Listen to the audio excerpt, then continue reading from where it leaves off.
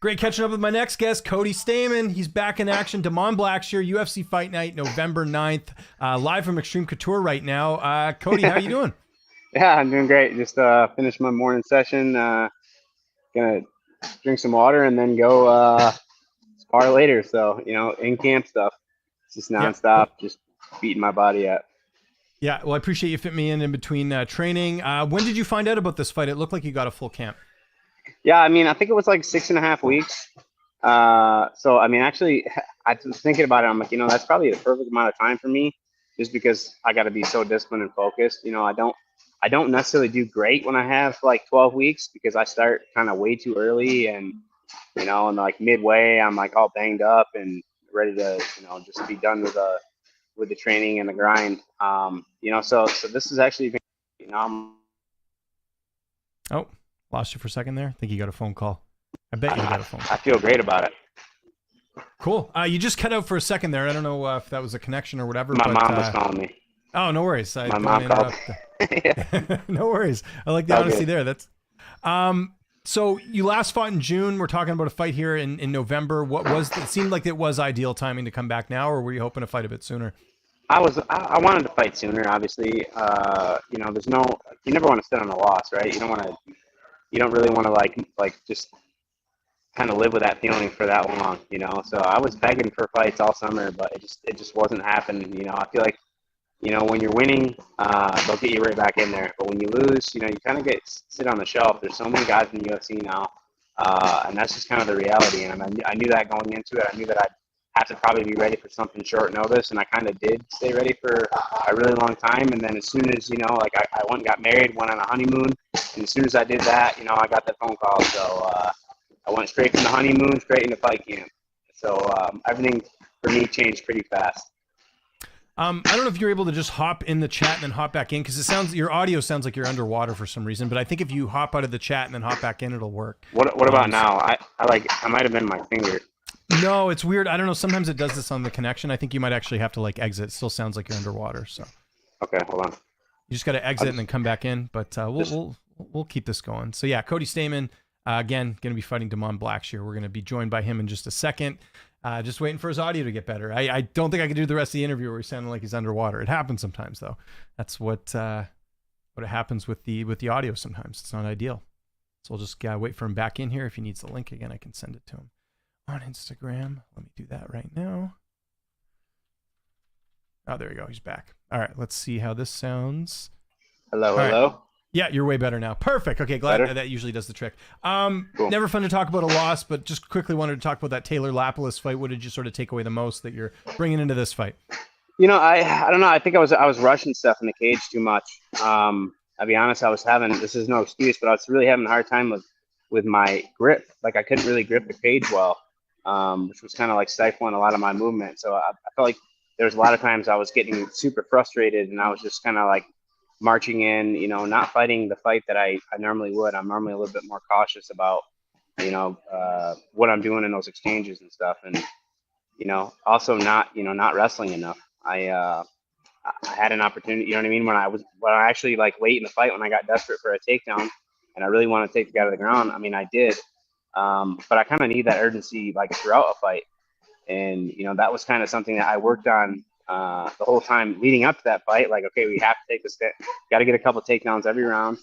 And then I went out there and like really didn't take any like real shots. I was kind of catching kicks, but not really like actually shooting.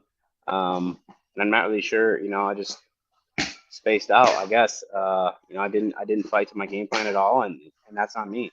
And, I got to live with those mistakes, but, I definitely try not to make them again. Let's talk about Da'Mon Blackshear. He's coming off back-to-back losses. He actually got finished in about 18 seconds in his last fight. What do you know about him? How do you feel like you match up against him here? He's tough. He's good everywhere. You know what I mean? I think he's a black belt. He's got good wrestling.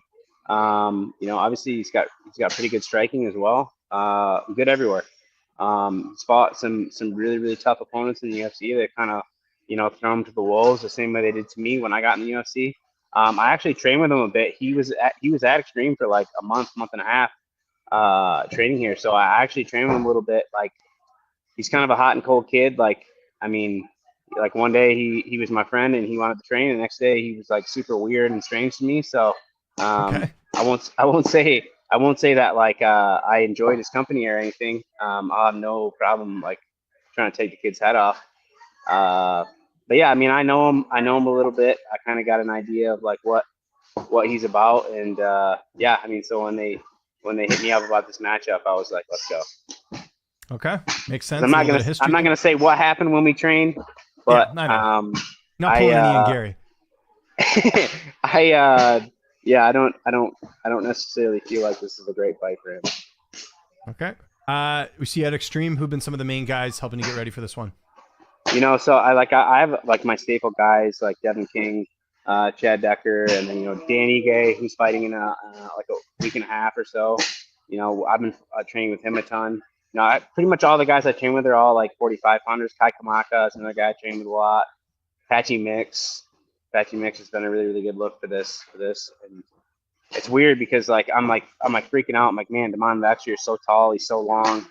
And then, like I talk to my training partners. I'm like, what's your reach? How tall are you? And they're like, oh, I'm 5'9". I have a 72-inch reach. I'm like, oh, you're like the same size as the guy I'm fighting, So Yeah. it's I don't know. I guess at first I was like, man, that kid's super, super crazy long. But I'm like, I train with guys with the exact same stature, like day in and day out. I don't know why anybody that was a little bit taller would I don't want to say scare me, but yeah, like scare me a little bit.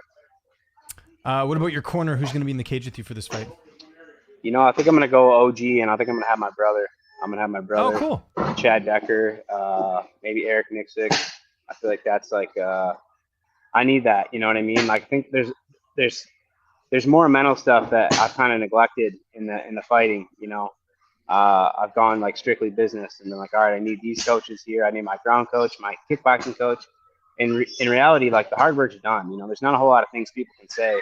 And something about like having my brother in the corner that like, I don't know, it's so motivating to go back. You know what I mean? Like in between rounds, going back to stool or like hearing him say something to me, like, let's go, dude. What the hell? Like, and he's pretty blunt and open about stuff. Like, hey, dude, you just got your ass whooped that round. What are you doing? You know what I mean? And like, that's kind of the stuff I need to hear. Yeah, that's kind of the stuff I need to hear. And I feel like a lot of times coaches are kind of, they're like, they want to tiptoe around, and like, I'm not the guy you need to do that to. Like, you just need to shoot me straight. Like, hey, dude, wake up. Like, you're in the middle of a fight. Like, this is a huge opportunity. Like, go make it happen. And that's why I kind of wanted to have my brother there. And I just told him, I was like, dude, slap me in the face if you have to. How's this fight playing out on November 9th? I'd really like to go out there and just knock him out in 30 seconds and just have a little deja vu for him. But I feel like he's going to be a lot more cautious, a lot more prepared. Him and I are both kind of in a situation where our freaking nuts are a couple inches away from a bandsaw. So I think we're going to fight to the death, man. Like, I'm getting physically and mentally prepared to get in a crazy dog fight with this kid, because I don't think either one of us are going to go away. We both want this really bad. And I'm expecting, him to bring his best and I have to bring mine. So I think this is going to be an absolute slugfest war. I think it'll be fight of the night if I don't put him out early. I was got to ask you about a couple other fights. We'll just zoom through these. Michael Chandler, Charles Oliveira having their rematch November 16th. Who wins it? I think Charles Oliveira goes out and beats him again. I like Michael Chandler a lot, but the situation. I just think Charles Oliveira, like, overall, is a better fighter. John Jones and Stipe. Who's winning that? John Jones. Okay. John Jones, but man, I would love to see Stipe win that fight and then be done, like, sail off into the sunset. That'd be amazing. Aljamain Sterling and Movsar Evloev. Aljamain Sterling. People sleep on Aljamain, man. They don't realize how good his grappling is. Like, he's not the guy you want to take down. Like, he is a stud grappler. Like, I don't know that Maslov guy can handle Aljo's grappling ability. And they just announced that Bilal Muhammad and Shavkat Rakhmonov, who's winning the welterweight title. Ooh, man, they just do Bilal dirty, don't they? I hope Bilal wins, but I have no idea. That's a tall task. Tall task. I'm going to give you two names. You tell me which name belongs more on the pound-for-pound list. So I'm going to give you a bunch of different names, 2 names at once. You pick which one you think is more deserving on the pound for pound list of all time in MMA. Okay. John Jones and Conor McGregor. John Jones. John Jones and George St. Pierre. George St. Pierre. George St. Pierre and Anderson Silva. Ooh. Anderson Silva. Anderson Silva and Fedor Emelianenko. Anderson Silva. Anderson Silva and Khabib Nurmagomedov. Ooh. Anderson Silva. And last one, Anderson Silva or Demetrius Johnson. These are tough. Demetrius Johnson. Love it. You mentioned like how you and Da'Mon are kind of, or Da'Mon, I should say, are in a similar spot. What's the latest with your contract? Do you have a couple fights left, or what's the latest with it? Last fight in the contract. Okay, so big stakes here then, right? Yeah. And you've been here before, right? Like I think you've kind of bet on yourself, right? So I do know this feeling. It's an uncomfortable and miserable feeling. But I do know it. Yeah, I do know it, and I hate to say that. But I will normally always bet on myself. If you really put me in a tough spot, I feel like the reason I've been so successful for so long, in the best division in combat sports, is because like when things are down, that's kind of when I shine. So I'm definitely gonna have to pull that out of myself again November 9th. And we're looking forward to it, man. UFC Fight Night, November 9th. Cody, always appreciate it, especially, in between sessions. I really appreciate it, man. If there's anyone you want to thank, any sponsors, any social media, I'll give you the last word. I would thank God for giving me the opportunities that I have today. And that's it. Yeah, appreciate your time, brother. We've been doing this for what? 8 years, 10 years? It's a while, time. Yeah.